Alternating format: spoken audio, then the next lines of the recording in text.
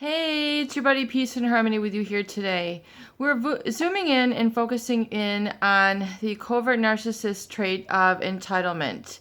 And for those who have encountered a covert narcissist, it is oftentimes an undergirding and underlying pervasive and chronic treatment or mistreatment of others that goes really largely to unrecognizing, invalidating another's feelings, needs, wishes, desires, and really sort of minimizing their viewpoint and experiencing really their sense of entitlement and grandiosity through a very pervasive way. And that is what I wish to focus in on this video today. And that is the covert narcissist sense of entitlement. Sense of entitlement is when one really feels that they deserve to receive exceptional compliance with their demands, oftentimes without rebuke, without resistance, without discussion. And the sense of entitlement often is when someone has unrealistic demands, perfectionistic demands, and when one basically is expecting automatic compliance. Automatic meaning unquestioned, undeliberated, undisclosed. So there's no really value or principle with which their expectations are deriving out of. It can often be foundless, meaning it doesn't have a foundation on anything of merit or value or something that can be expressed back and forth. So when we talk about entitlement, it's this automatic compliance. So this is how we, in the covert narcissist relationship, one oftentimes feels an experience of being stonewalled or being shut out, not communicated with. This then becomes depersonalization, where one does not feel really sort of human around this person because there's no heart to heart with this person. There's no meeting of minds. There's no eye-to-eye connection. They often feel that there's this automatic compliance, this sense of entitlement that this person emanates from them. And oftentimes if it's covert, it's not just worn on their cuff. It's just not worn on their sleeve. It's just not outwardly identifiable. It is more in a very sort of subtle sense of entitlement, the way that they carry themselves, the things that they don't discuss, that are the hallmarks of a covert narcissist. So what does this really look like, this sense of entitlement, this automatic compliance? It is really in their shutting out that they communicate that they will not, and they resist providing or meeting people in the middle. It is in this active defiance or subtle hostility that the covert narcissist is really expressing and emanating a very grandiose sort of selfishness.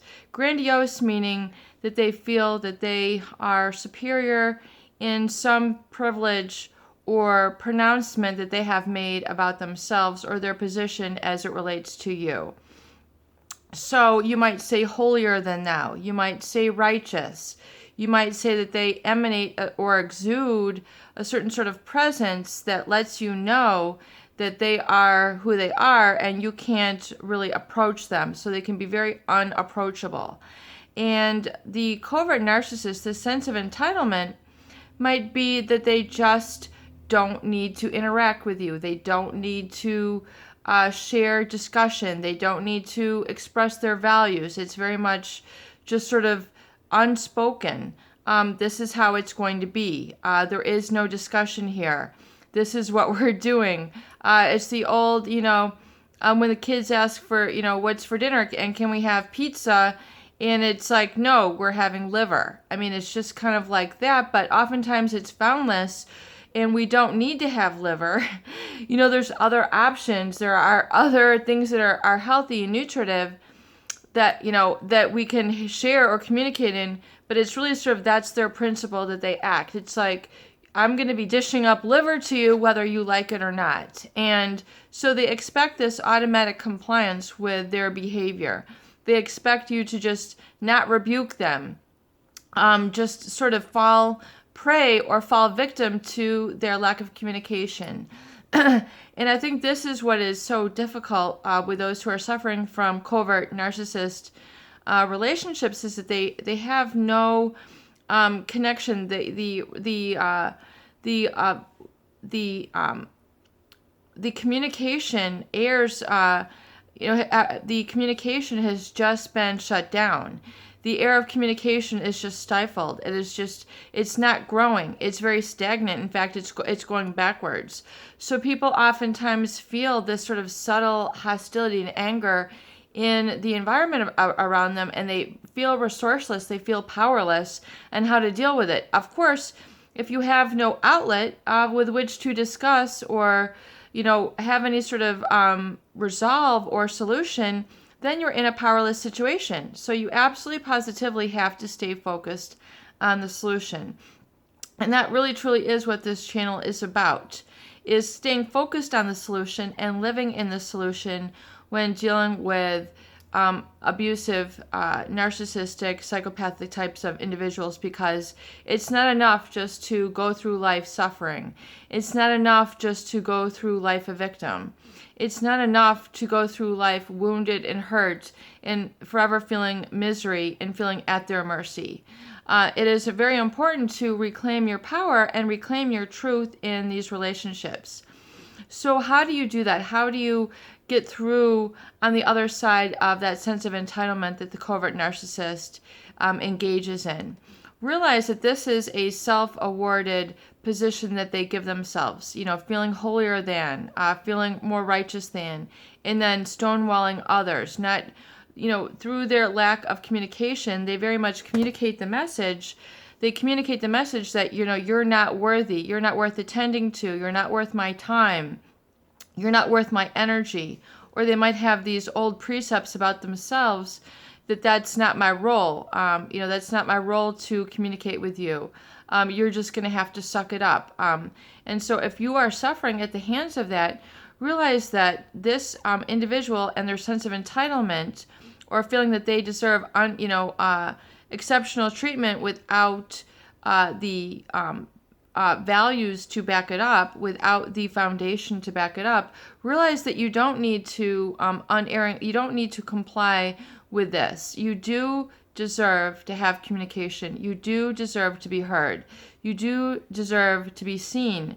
So really, you have to then work on letting go of those old habitual ways of feeling less than, of feeling hurt, of feeling shut out, and realizing that you need to let go of those old habitual ways that this person is treating you, and really learn to empower yourself. And by empowering yourself, you have to let go of those roles that the covert narcissist has put you in. You have to go on a fast of those roles. You have to cleanse your mind and your palate and your language that is directing your life to be feeling less than or powerless. And realize that you are only powerless when you're with this person, but when you turn away and let them go, you realize that there's a larger world at hand. There's a bigger world out there. There is a place for you.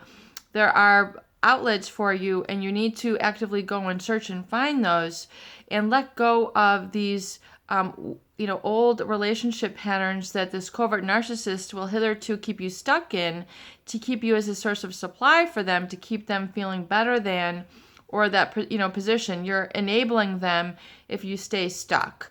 So let them go. Go on a fast of this, detox your mind of being stuck to them. Go on a fast of the compliance, the feeling like, well, if I don't do this, I'm going to disappoint them. You need to disappoint the covert narcissist. You need to disappoint the victimizer. You need to make them, basically, if they're not going to be happy, if they've kept you stuck and bound through guilt, fear, and obligation, realize that those aren't the empowering beliefs. Those aren't the empowering emotions that you need to drive your life. Fear, obligation, and guilt is going to keep you stuck in the negativity and the toxicity, which is going to hold you back, keep you stifled, keep you stuck, and furthermore, keep you from really living your a joyful, vibrant life. And if the covert narcissist does not have a vision for you, relating to them in a happy, joyful, openly communicative manner, then you need to, stop. That's going to be an obstacle. That's basically like it's like a sign. You need to detour. You need to go, and you need to go into another route in part of your life that is a journey where it's free flowing, where you can go out and you can see and you can touch and you can taste and you can communicate and not feel so stifled by the self-limiting roles that the covert narcissist has engendered you in to keep them as a sense of superior self. So really it's an active act, if you will, of letting go of that role. And furthermore, detoxing from feeling those negative thoughts. So when you begin to feel those negative emotions around them, just say cancel, cancel, delete, delete. I'm not falling into that prey. I'm not falling into that mode with the covert narcissist. I'm not falling down. I'm picking myself up, and I'm now really detoxing from those old negative emotions that have become toxic and weighed me down and made me feel exhausted, anxious, and uncomfortable. I'm letting those go. And I'm now coming back to my sense of empowerment. And I'm realizing that the world at large is where the love is that I'm seeking, because my life is not dictated by this only one person. There's a big world out there. There's a big universe. There are many more richer emotions that are empowering that life wants me to participate in. And so that is going to be my focus, and that is now my vision for myself. I'm now getting a clear vision of myself that is breaking free of these old habitual negative and toxic roles that the covert narcissist has created for me. And I'm now spreading out. I'm now expanding out beyond that. And if that person wants me to keep small, then I need to let them go, and I need to let go of their vision of me for my life. If they have that vision for my life, I'm sorry. That's not the vision that life has for me. That's not the vision that I have for me either. There's a bigger vision that is at play for me, and it's, your eyes are too small for me. Your vision is too small for me. There are other things that I'm meant to go out and experience and enjoy and develop, and I'm not going to let your ways stifle me. It's really the sort of precept that I want you to understand.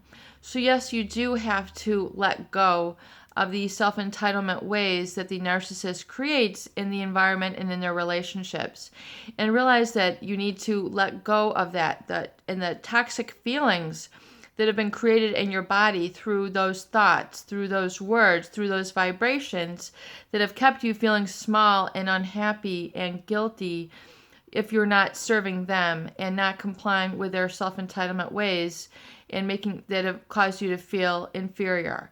Let go of those. Let go of those feelings from your body and come back to the sense of empowerment, the I am, the I want, and then the vision of how you see yourself behaving successfully, living successfully, and relating successfully with others. That is oftentimes a breaking free or breaking through the self-limiting roles that the narcissist had keep you engendered in. And you'll begin to walk through that. And as you do that through your faith and through your vision and that awareness, you'll get to then feel much lighter and feel that you are now living in really the role that you are meant to, and that is your true destiny, and that is empowerment coming through the other side of narcissistic abuse. Peace and harmony with you here today. I hope these videos, that they do help. Please share and please subscribe for more great tools, videos, discussion, and support.